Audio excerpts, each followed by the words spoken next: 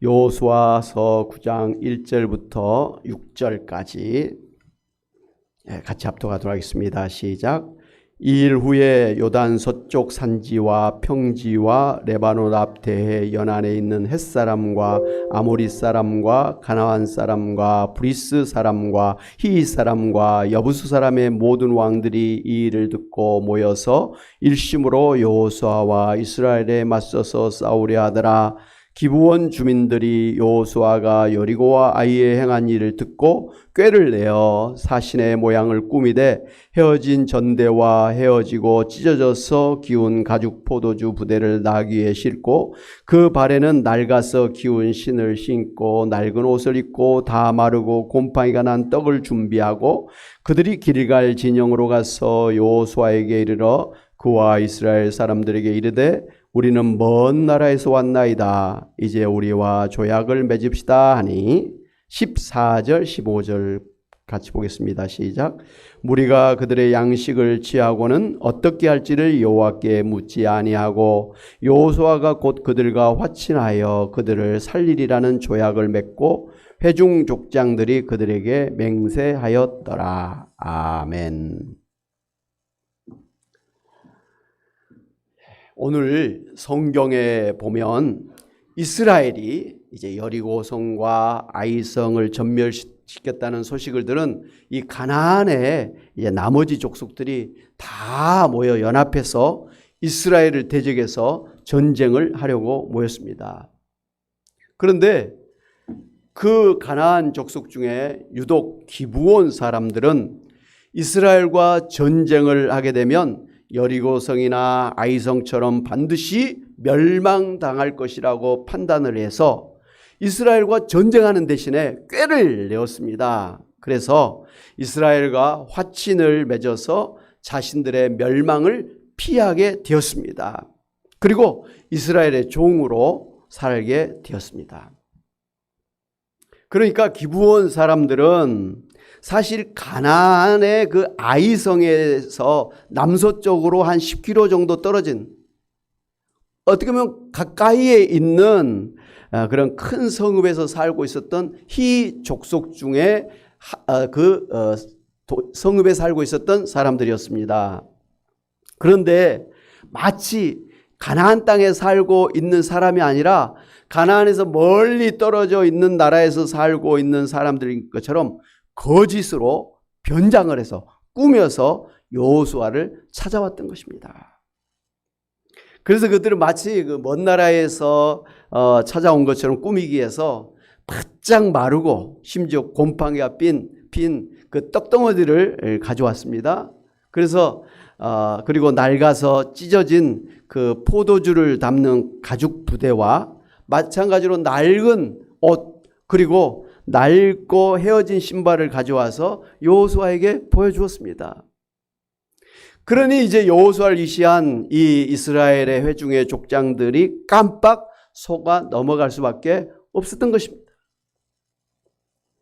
물론 이제 사흘이 지난 뒤에 그들의 거짓말이 탄로가 나서 그들이 가나안에 살고 있는 바로 거대한 휘 족속인 것을 알게 되었지만 그때는 이미 여호수아와 이스라엘의 족장들이 하나님의 이름으로 그 기브온 족속들과 거룩한 맹세를 했기 때문에 이스라엘 사람들이 그들을 죽일 수가 없었던 것입니다. 만약 하나님의 이름으로 맹세를 했던 것을 깨뜨리게 되면 오히려 이스라엘이 하나님의 진노를 사게 될 것을 두려워했기 때문에 어쩔 수 없이 이스라엘 사람들이 기브온 사람들을 죽이지 못하고 저들과 함께 살게 되었습니다. 그런데 이 기브온 사람들이 스스로 이스라엘을 찾아와서 소위 항복을 한 거죠. 그렇게 해서 이스라엘의 종이 되겠다고 나섰던 것은요, 이스라엘 백성들이 무서워서라기보다는 여호와 하나님에 대한 두려움 때문이었습니다. 그들이 이제 여호수아에게 찾아와서 그 화친을 요청하는 그 말 중에 여호수아 9장 이제 9절 10절에 보면 이런 말이 있습니다. 당신의 하나님 여호와의 이름으로 말미암아 심히 먼 나라에서 왔사오니 이는 우리가 그의 소문, 그러니까 여호와 하나님의 소문과 그가 애굽에서 행하신 모든 일을 들으며 또 그가 요단 동쪽에 있는 아모리 사람의 두 왕들 곧 헤스본 왕 시온과 아스다롯에 있는 바산 왕 옥에게 행하신 모든 일을 들었음이니이다. 이렇게 말한 것을 이제 우리가 볼 때 기브온 사람들은 이스라엘 민족이 출애굽을 하고 홍해를 건너고 또 40년 광야를 지나면서 그리고 또 이제 가나안 입구에 있는 요단강을 기적처럼 건너고 또 방금 전에 그 여리고성과 그 아이성을 아주 전멸시킨 그 모든 것이 바로 이스라엘의 하나님 여호와 하나님 때문이라는 것을 분명하게 알고 있었습니다. 더 나아가서 이 여호와 하나님이 이스라엘 백성들을 통해서 이 가나안 땅에 있는 7 족속을 다 전멸시켜라라는 것까지도 알고 있었습니다. 그러니 그 가나안 땅에 살고 있었던 이 희 족속 중에 일부였던 이 기브온 사람들이 이대로 가면 이스라엘의 하나님 때문에 우리 다 죽게 되었다라는 것을 알고 있었다라는 것이죠. 근데 또 다행스러운 것은 하나님이 가나안 땅에 있는 7 족속은 다 전멸시키되 가나안 밖에 있는 다른 나라 사람들은 살려주라 이렇게 말했던까지 알고 있었던 것입니다. 그래서 우리가 살기 위해서는 가나안에 살고 있는 사람이 아니라 가나안 밖에 있는 사람들이라고 한다면 우리가 살 수 있겠다. 그런 꾀를 이제 낸 것이죠. 할렐루야.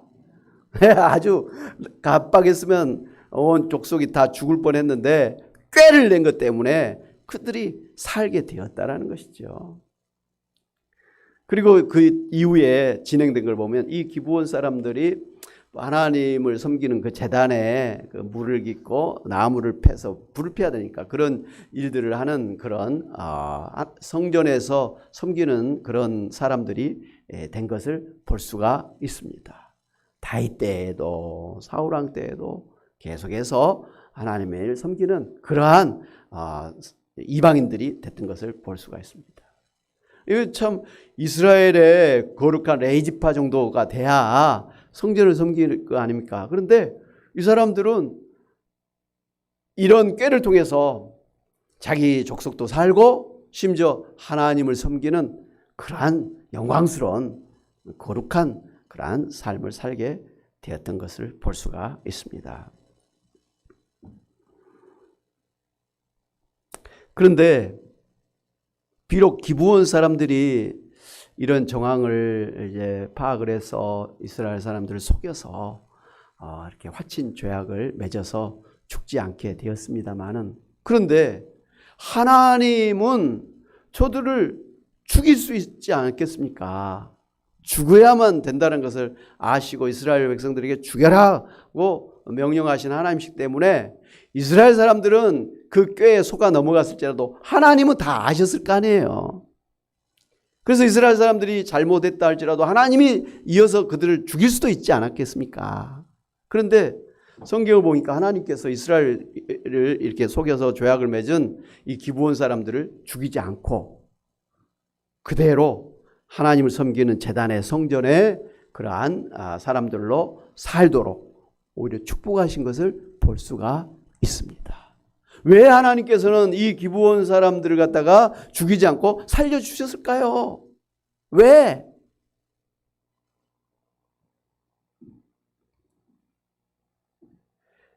그것은 아마도 하나님께서는 기브온 사람들이 여호와 하나님의 심판을 두려워해서 하나님에게 항복한 것으로 아시고 저들을 살려주신 것이 아닌가 싶습니다. 이건 정확한 답은 아닌데 오늘 성경의 앞뒤 그 기브온 사람들의 말을 가만히 보면 하나님을 의식한 거예요. 이스라엘의 하나님 여호와가 대단한 하나님이시라는 것. 그들이 이스라엘 백성들을 이와 같이 여기까지 인도하셨고 그 하나님이 이 가나안 땅에 여리고 아이성을 갖다가 몰락시켰고 또 결국은 이 가나안을 갖다가 다 죽이고 이스라엘 사람들로 하여금 나라를 세우게 할 것을 믿었던 것입니다. 그걸 하나님이 그 기브온 사람들의 그 하나님에 대한 어떤 믿음을 보았기 때문에 그들을 죽이지 아니하고 살려 주었다라고 우리가 생각할 수가 있을 것입니다.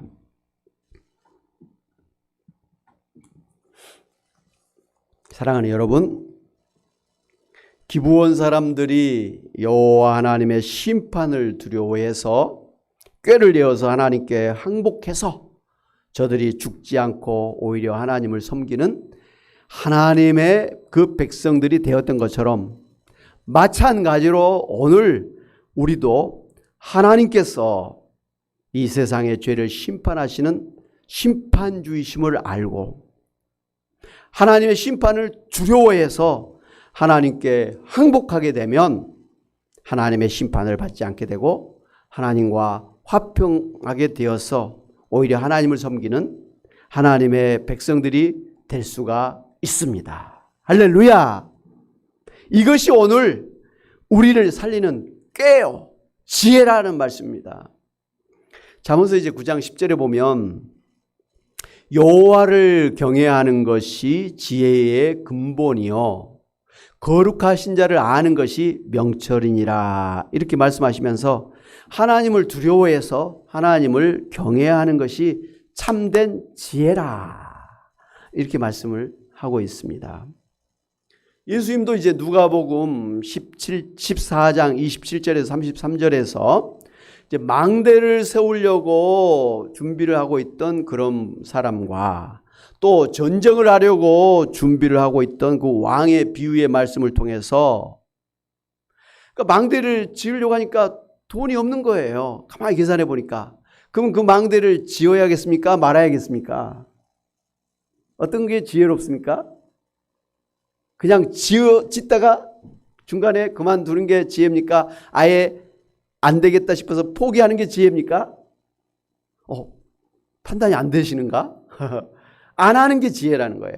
전쟁을 하려고 이렇게 준비를 했는데 전쟁하면 망할 것이 뻔하단 말이에요. 그런데도 불구하고 그냥 전쟁하는 것이 지혜입니까? 안 하는 게 지혜입니까? 예, 안 하는 게 지혜라 이렇게 예수님께서 말씀을 해주셨어요. 이거 뭘 이런 말씀을 하셨냐면 하나님 앞에 심판을 받아서 내가 살 것이냐 죽을 것이냐를 계산해 보라는 거예요.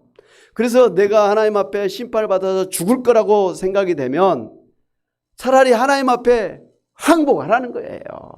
그래서 자기를 부인하고 예수님의 제자가 되라 이렇게 지금 말씀을 하고 계신 것입니다. 그러니까 이 비유의 말씀을 통해서 예수님께서 하나님의 그 심판을 두려워해서 하나님의 심판을 피하고 하나님께 항복을 해서 하나님과 화평을 맺어서 하나님의 백성이 되는 것이 참된 지혜다. 이게 예수님의 제자가 되는 것이다. 이게 구원이다. 이렇게 말씀하신 거예요. 로마서 5장 1절에 보면 그러므로 우리가 믿음으로 의롭다 하심을 받았으니 우리 주 예수 그리스도로 말미암아 하나님과 화평을 누리자 이렇게 권면을 하고 있는 걸 볼 수가 있습니다. 그러므로 우리가 하나님을 불신하고 대적에서 심판을 받아 죽을 것이 아니라 오히려 예수님을 믿음으로 하나님과 화평 언약을 맺어서 구원을 받고 의롭게 되어지고 하나님의 자녀가 되고 천국의 백성이 되고 영생을 얻는 게 참된 지혜요 참된 꾀라 이 말씀입니다. 그런데 이제 오늘 성경에 보면 여호수아와 이스라엘 족장들이 기브온 사람들의 꾀에 넘어가서 저들을 죽이지 못하고 저들과 함께 살게 된 것은 기브온 사람들이 변장해서 와서 확신 조약을 맺자고 제안을 했을 때 여호수아와 이스라엘 족장들이 하나님께 묻지 않은 잘못을 죄를 범했기 때문이야. 이렇게 성경은 이야기를 하고 있습니다. 여호수아 9장 15절에 여호수아가 곧 그들과 화친하여 그들을 살리리라는 조약을 맺고 회중 족장들이 그들에게 맹세하였더라. 무리가 그들의 양식을 취하고는 어떻게 할지를 여호와께 묻지 아니하고 화친을 맺은 것이 잘못이었다. 이렇게 성경은 이야기를 하고 있습니다. 비록 이제 이스라엘 사람들이 하나님께 묻지를 않은 잘못을 범했을지라도 하나님께서 이 기브온 사람들의 어떤 그 믿음을 보시고 저들을 살려주셨습니다마는 엄연히 이스라엘 백성들은 이 사람들이 왔을 때 하나님께 물어서 하나님이 살려라 하면 살리고 하나님이 죽여라 하면 또 죽였어야지 되는 건데 하나님에게 묻지 않냐고 자기 임의대로 마음대로 처신한 게 잘못이다 라고 분명히 성경은 콕 짚고 나간 것을 볼 수가 있습니다. 그러므로 오늘 우리도 하나님이 우리 인생의 생사복을 주관하시는 하나님이심을 알고 그렇기 때문에 매사에 하나님의 뜻을 묻고 하나님의 뜻에 따라 살아야 그러한 잘못을 범하지 않게 될 것입니다. 하나님 앞에 항복을 하고 하나님을 나의 하나님으로 하나님을 나의 주님이라고 믿고 고백하고 하나님의 종으로 살게 되었으면 모든 걸 주인이신 하나님의 뜻을 따라서 행동을 해야 되지 그냥 주인의 뜻을 묻지 않고 자기 마음대로 하는 그런 종의 삶을 살면 안 된다는 것 아니겠습니까? 사랑하는 여러분, 오늘 우리도 하나님 앞에 심판을 받아 죽어 마땅하는 죄인이라는 걸 우리가 압니다. 그리고 하나님의 심판을 받으면 우리가 영원한 죽음을 당할 뿐만 아니라 그 유황불이 불타는 지옥에 떨어져서 영원히 사단 마귀와 함께 그렇게 지옥에서 살아야 될 것을 우리가 압니다. 그런데 아무리 생각해도 내가 그 하나님의 심판과 하나님의 그 지옥을 피할 그런 자신이 없는 인생인 것을 우리가 알았기 때문에 그냥 하나님 앞에 두 손 번쩍 들고 하나님 항복합니다. 하나님 저를 살려주세요. 저 예수님 믿겠습니다. 예수님 믿으면 살려주신다고 구원해 주신다고 하셨으니 제가 그냥 묻지도 따지도 않고 예수님 믿겠습니다. 그러니 저를 살려주세요. 그래서 지금 우리가 예수님 믿고 하나님의 심판을 피해서 구원받은 하나님의 사람들이 된 것 아닙니까? 그게 아니라 내가 잘나서 내가 무슨 착한 일을 많이 해서 내가 무슨 헌금을 많이 해서 좋은 일을 많이 해서 나의 어떤 선한 행위로 내가 하나님 앞에 구원을 받았다 천국의 백성이 되었다고 생각하면 큰 오산입니다. 우리 인간 스스로 하나님 앞에 그렇게 의롭다 선하다 인정받고 천국에 갈 사람 한 사람도 없는 것입니다. 크든 작든 우리는 완전히 부패한 죄로 타락한 그런 사람들이기 때문에 우리의 것으로는 절대로 하나님의 심판을 피할 수가 없는 그런 인생들이라 이 말씀입니다. 그러므로 참으로 지혜롭게 우리가 꾀를 내가지고 예수 믿기만 하면 내 죄가 다 용서되고 구원받는다라는 것을 알고 우리가 예수님 그냥 믿는 거 아닙니까? 그래서 우리가 심판을 피하고 구원받은 것 아닙니까? 할렐루야! 오늘 여기 계신 여러분은 참으로 꾀돌이요 지혜로운 사람들인 줄로 믿습니다. 예. 얼마나 훌륭합니까? 그거 자존심 내세워서 지옥 가면 뭐합니까? 내 자존심 내려놓고 내세울 만한 자존심이 또 무엇입니까? 하나님 앞에. 그죠? 여러분 자존심 우리가 지켜야지요. 자존감을 가지고 살아야 되는데 부부 사이에서 자존심을 내세워서 살 게 아니라 그러지 않습니까? 요즘에 남편들을 만나서 이야기를 하다 보면 남편의 자존심을 죽여야 산다. 나이 든 사람이든 젊은 사람들이든 남편들에게 죽어야 산다. 이 말을 아주 진리처럼 사실 이야기하고 있습니다. 옛날 조선시대 유교 시절에는 여자들이 죽어서 살아야 부부로서 살게 되었잖아요. 근데 지금 시대가 완전히 바뀌어져 가지고 어쨌든 하여튼간 죽어야만 부부로서 가정을 이끌어갈 수 있는 것을 진리로 우리가 생각하고 있지 않습니까? 그게 지혜란 말이에요. 그런데 남편이 아내에게 그냥 자기 자존심을 내어서 그래서 그냥 가정을 이루고 그렇게 평생을 사는 것이 지혜인 것처럼 그걸 뛰어넘어서 내가 자존심을 던져버려서 내가 지옥에 가지 아니하고 천국 가고 하나님과 함께 영원히 하나님의 영광을 누리며 산다고 한다면 그런 자존심은 죽이는 게 마땅하지 않겠습니까? 예. 하나님 앞에 잘 사는 사람, 제대로 신앙생활하는 사람은 철저하게 자기를 죽이는 사람이에요. 한번 따라해 봅시다. 나는 죽고 오직 예수로 삽시다. 이게 우리 소위 생명일기의 캐치프레이즈 아닙니까? 나는 죽고 예수로 사는 사람이 진정한 예수님의 제자요, 하나님의 사람이요, 성령의 완전히 정말 이끌림을 받은 성령의 사람인 줄로 믿습니다. 오늘 기부원 사람들이 참 어떻게 이런 꾀를, 이런 구원의 지혜를 가졌는지 알 수가 없습니다만은 하여튼간 자기를 죽이고 하나님 앞에 항복함으로 구원도 받고 하나님의 성전의 위대한 일꾼으로서의 삶을 살 수가 있었다는 것입니다. 그러니까 이스라엘 백성들도 더 매사에 하나님을 주님으로 인정하고 무슨 일을 하더라도 하나님께 묻고 하나님의 뜻을 따라서 순종하면서 살아야 됐었는데 이 부분에서는 잘못을 했다 이 말씀이에요.